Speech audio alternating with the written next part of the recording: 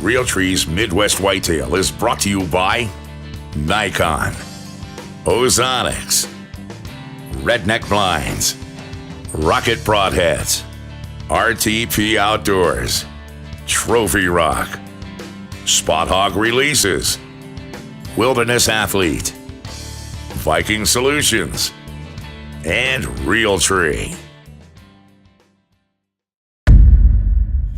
Day 6, October 13th.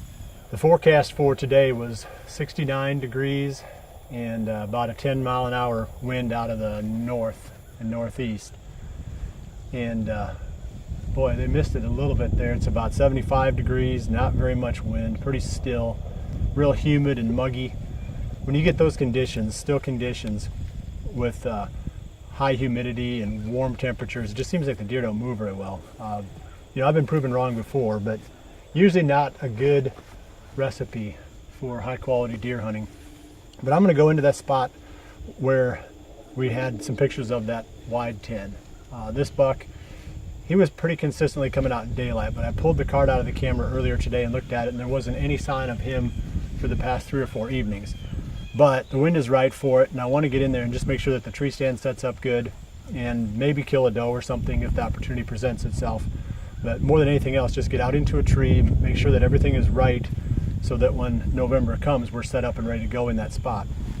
So tonight should be just a relaxing, enjoyable evening in the tree, and you know, hopefully we'll see some deer and we'll show it to you before the blog is over.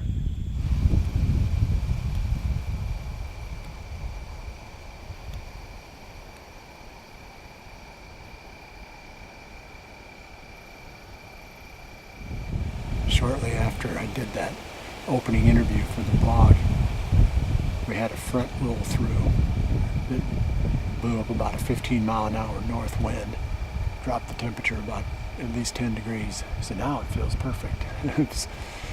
You know, it's funny how just a couple minutes can make a big difference. But when I was sitting on the tailgate of the truck, I thought there's no way the deer are going to move tonight. But now it's got a lot better feel to it.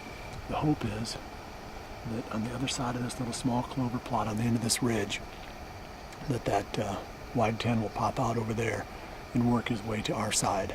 I mean, that's the best case scenario for this evening. We've already seen a doe and 2 fawns come out and work their way across.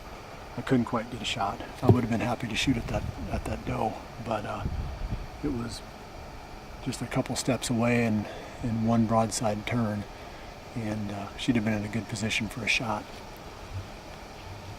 That's the update. We've got a lot of time left. We've only been in the stand for about a half an hour, so I'll probably jump back in and give you another update here before we finish up.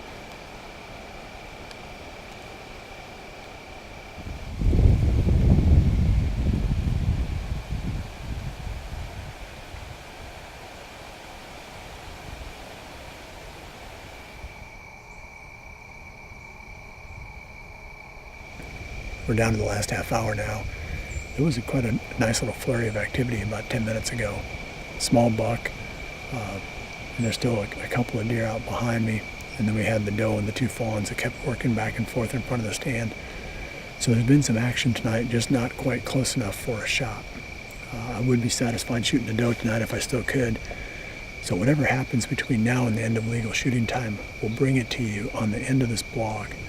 I'm going to still pick around the fringes a little bit and maybe try to kill a doe here and there and eat a little bit of venison along the way. So look for me again in a couple of days right here on Winke's video blog.